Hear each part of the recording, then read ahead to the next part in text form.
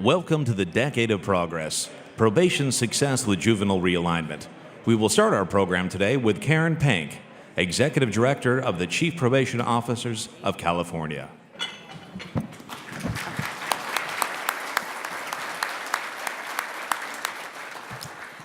Good morning and welcome.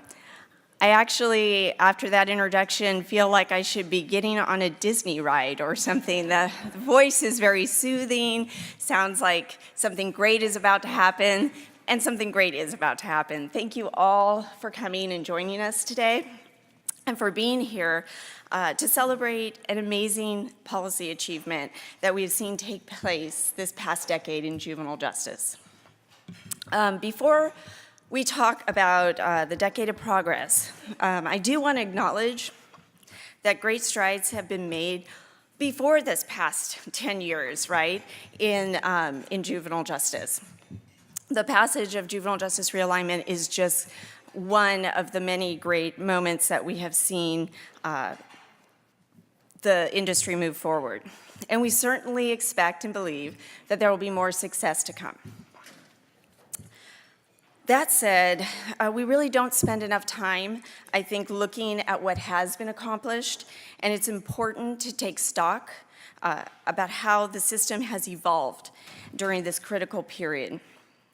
While counties have always been innovative, right, and probation has been developing best practices for a very, very long time and trying new things, I would say SB 81 cemented the state and local relationship in the juvenile justice world in a way that really encouraged those innovative strategies to become the norm and to trust in the services that could be delivered at the local level as really our preferred option.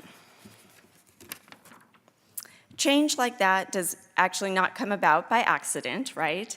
It comes about when there is great leadership, and I'm deeply honored and humbled to represent the chiefs, and I get to try to toot their own horn because they often will not do it for themselves.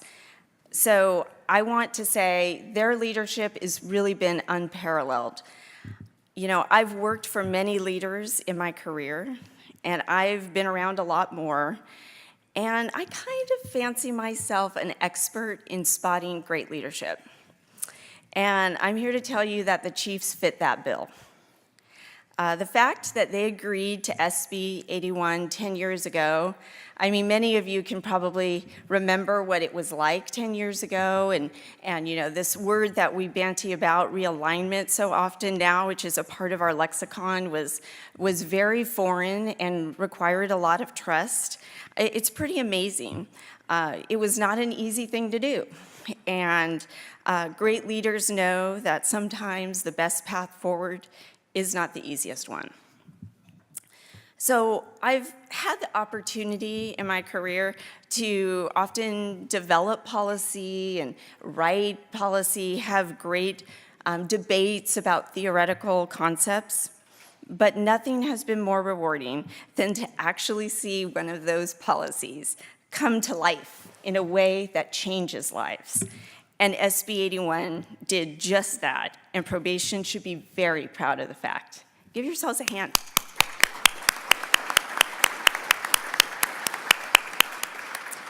I often like to say implementation is where the rubber meets the road, right? It's the hard work that gets done after the debates, after the press conferences. It's not theoretical. It's not just a policy. It's often messy, often without answers, clear answers, right? But I've had a front row seat to watch this industry find time and time again a way to make a difference, sometimes by collaborating with a variety of entities, many of whom are represented here today, and sometimes having to stand alone, but always looking to evolve for the purposes of serving their clients. And because of that, we have seen juvenile arrest rates decline 73% since 2007. If you weren't sure about that, look at all of the poster boards we have up in the hallways. We've seen juvenile detention rates down 60% in that same time. And we've seen the DJJ population decline 74% over these past 10 years. If that's not success, I don't know what is.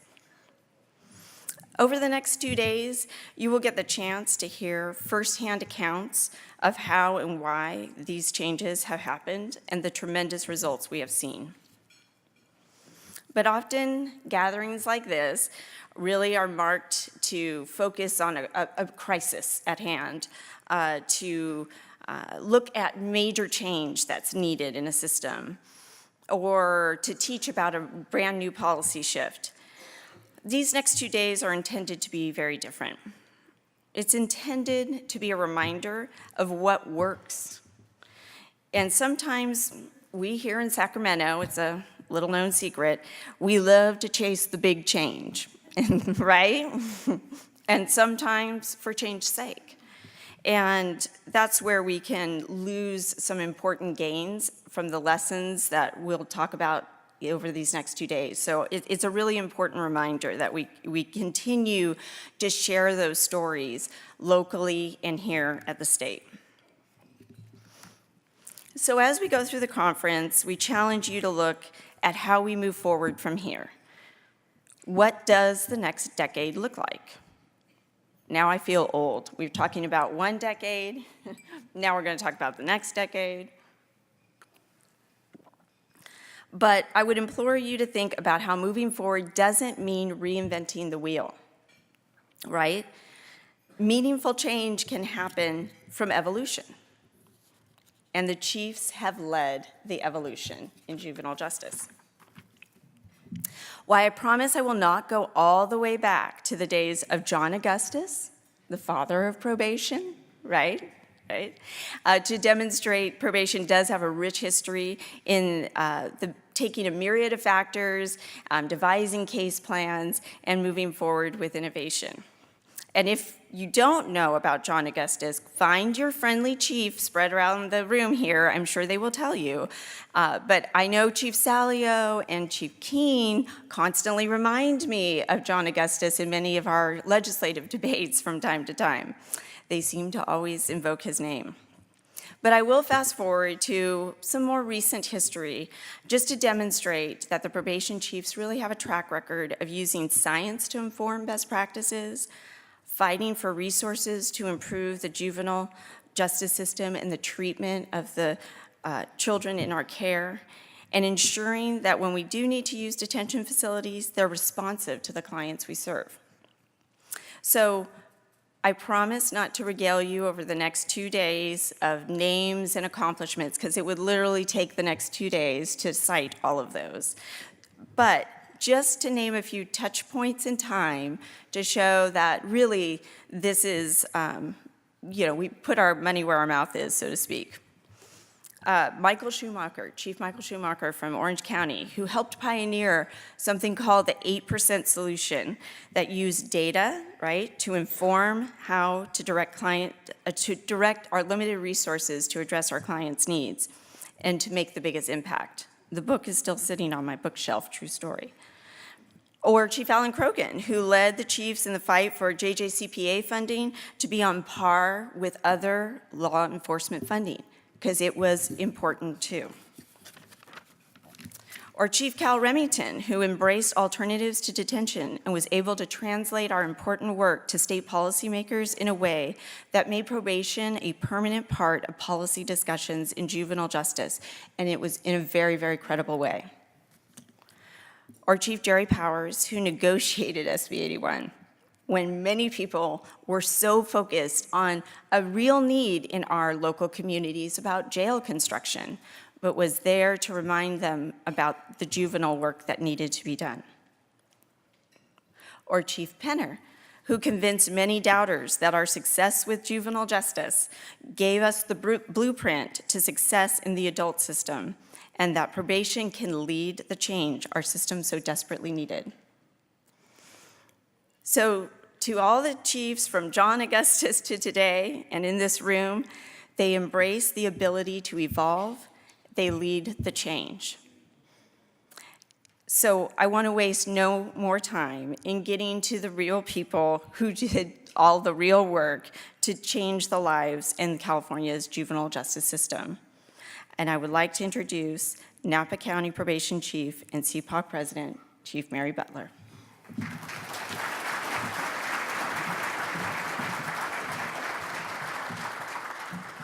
Thank you, Karen, and welcome everyone. It's great to see you all here for the Decade of Progress Conference. However, before we go, I just have to digress a moment. As you all know, various parts of the state have been on fire, and every day I seem to see a new one. Napa and Sonoma were very badly hit with that fire over the last week, and in fact, most of Sonoma County folks could not be here today given what's going on at home. But I want to take a minute to thank all of the first responders from all across the state and all of your counties that came and helped us, the probation offers we had. I can't tell you how quickly I had at least 10 phone calls saying, we'll take your juveniles if you need to evacuate, we'll come pick them up, we'll do whatever you need. And that's just what probation does. The negative side of this horrific disaster has been not only the loss of homes of our probation staff, of our first responders, law enforcement, but also the loss of life. So if we could just take a brief moment to remember those folks that have gone through this horrific tragedy and those who did not quite make it through.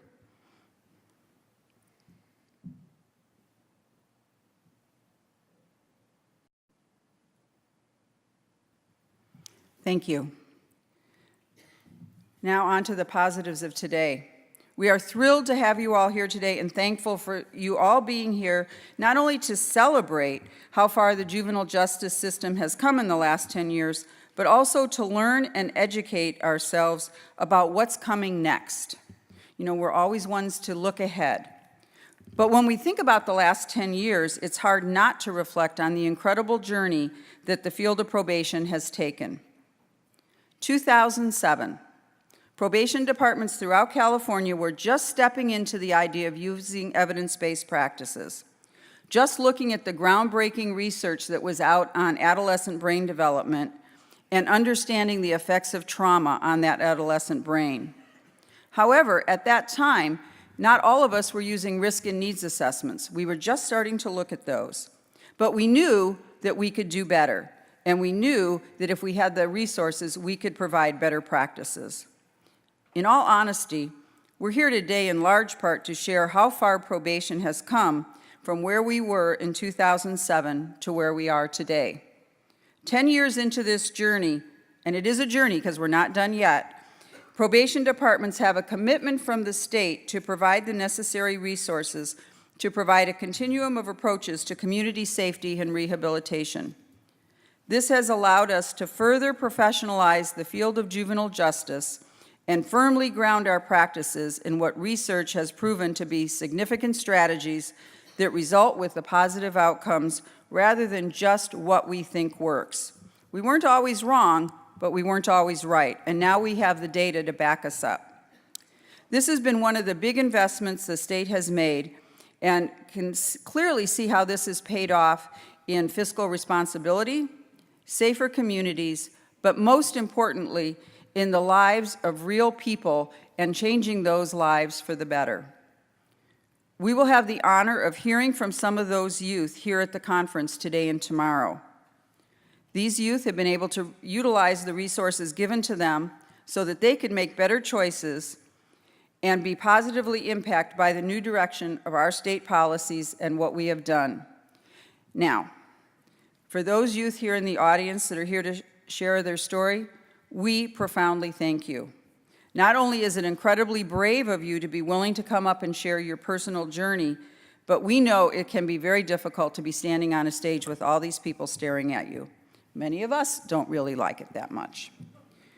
But while we know it may be difficult for you, your stories are truly the lifeblood of probation work, and you represent the individualized success that we see on the larger scale throughout California. In other words, your stories give the meaning to all those statistics that we look at. And those statistics drive public safety and the data that you're going to hear about. But without your individual success stories, without every life that got changed, our work and the policies and statistics through that would mean very little. So thank you for being willing to share the impact and give us your perspective on the work we do, the policies we implement, and the changes we lead. And you need to know you are heroes in our eyes, so we are all here to support you, so you're in with a very supportive crowd. We really admire the work that you did to get to the place in your life. As I stand here, I am incredibly proud of the field of probation and honored to be a part of it. What probation has been able to do with policy change and resources is an incredible story. We're really excited about how many of those stories you're going to get to hear over the next 2 days. Along with our community partners, we have invested in prevention, intervention, rehabilitation, adapting our facilities to move away from tradition and old methods and move into a new, innovative approach to rehabilitating our youth while doing our primary role, public safety. We are focused on being smarter about who we treat in our facilities and who we treat safely in the community. We look at alternatives for detention for many youth. In fact, over 70% of the youth we serve are living in the community. This has been a proven success as the data tells us youth crime continues to drop. Juvenile detention usage is down 60% in the last 10 years, and juvenile arrest rates, already at a 10-year low, continue to decline. At this conference, you will hear from a lot of different people about a lot of different parts of this juvenile justice field. You will hear from some of our departments about the successful programs they have been able to implement. And again, it's thanks to those resources from Juvenile Realignment. You will hear about how our community partners have been a critical ally in successfully doing our work. And in some ways, most importantly, looking ahead and looking at what the next 10 years of juvenile justice could look like. In addition, we will discuss how the success of Juvenile Realignment helped lay the groundwork for many reforms over the past decade. We moved a public safety system that relies more on risk assessments, evidence, data, and individualized approaches to public safety rather than an overly prescriptive policy that locks our state into an expensive and failing criminal justice system. We are excited about the possibilities that lay ahead of us. Juvenile justice and the successes we have seen, we know how that can translate into the changes that occur in the adult system. I'm very happy to be with you today to walk through this journey, and I want to thank all of you for your contributions that you have made to help and be successful. You know, if we didn't make the changes that we have been making in the juvenile justice system, we know what the impact would have been or could have been on our prison system for adults. We would have seen youth graduate not from our programs, but from the graduate into the adult criminal justice system. Being able to divert youth and keep them out of that system is one of our strongest successes. We couldn't do it without our partners. You know, we often forget that our youth do not grow up in a vacuum. They have families, they have teachers, they have social workers in many situations, they have mentors, they have a variety of people that help them get where they get them. And it's all of us together that makes it possible to do what we do. And sometimes we have to take a leap of faith that there is something that would keep our community safe. You know, sometimes the world had been geared for arrests, confinement, detention. And sometimes our partners took a little while to believe us when we said the communities could still be safe with our youth doing other things. So we have been able to show that. Law enforcement has partnered with us to make sure that there were times that youth did not get arrested now when they might have otherwise. The district's attorneys have looked at how they look at custody time, and is it okay to serve youth in the communities? You know, public defenders didn't always love youth getting ordered into programs. You know, it was not necessarily what the youth wanted. They just wanted to be left alone. and our educators making sure that our youth got the education they needed. So it was a leap of faith on everyone's part, and that really helped us get to where we need to get to today. We are going to have a number of programs throughout these next 2 days that will give you, I hope, when you go home, ideas about how your county can start the process of looking for the next 10 years. It's a challenge in many ways to know what's down the road. We're getting out our crystal balls a little bit. We do know that if we look at our adult system, we still have prison crowding issues. So we know that, what we do in the juvenile world is very important. We know that what we do has changed lives. We know that what we do in some cases has saved lives. I have to just take a second and say, there have been those that we haven't saved. And sometimes that can be a hard lesson too, that we're not going to get to every single youth. And there will still be those that struggle, that still make bad decisions, and that still end up in the adult criminal justice system. But I think what we have seen in the last 10 years, as those numbers decrease, our numbers of success go up. So any minute, we are going to have our first guest speaker of the morning, who is not going to be here for 5 minutes, really. I'm going to stretch for 5 minutes? Really, 5 minutes. My timer says I'm done. This is all very fancy stuff, but all right, Karen, I'm going to turn this back to you. I'm going to ask you a question. Oh, okay. So I know how to divert. That's, one thing about being a chief is you get to delegate. Yes, this is true. So, Karen, you have been with us during these last 10 years. You have seen the changes. You have seen, actually, a huge change in chiefs. True. If you just looked at it from the department standpoint, forget the state for a minute, just looking at the departments, what do you think has been the biggest change in how probation departments have been looking at juvenile justice? Well, that's good. I thought you were going to ask me who my favorite chief was in the last 10 years, and that made me a little nervous. That would be a little difficult.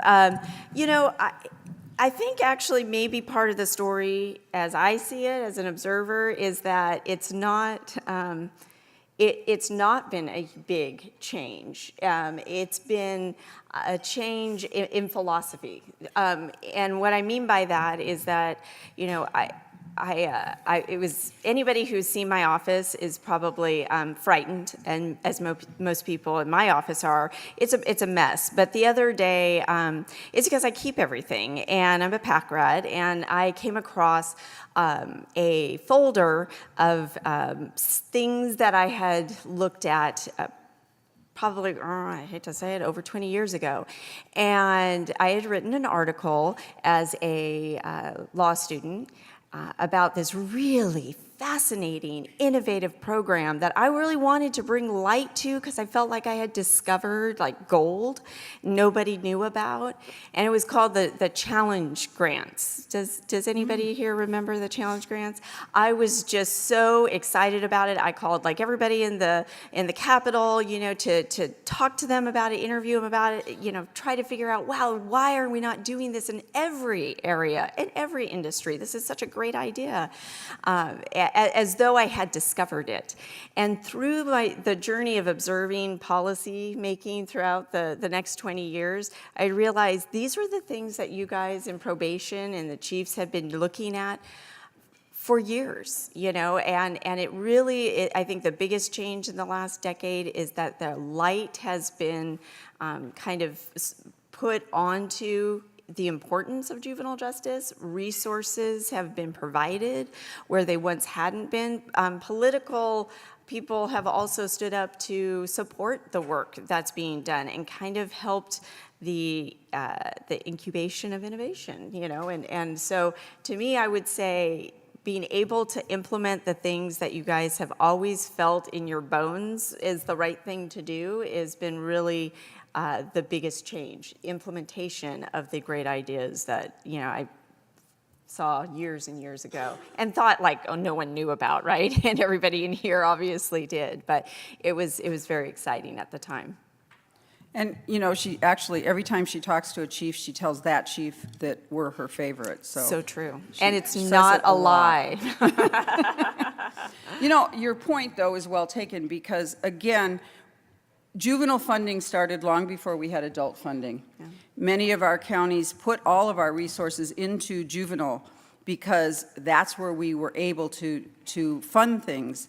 But that success that we've shown over the last 10 years has really led the way, so that when realignment happened in 2011, funding came to the adult world because we were ready for that.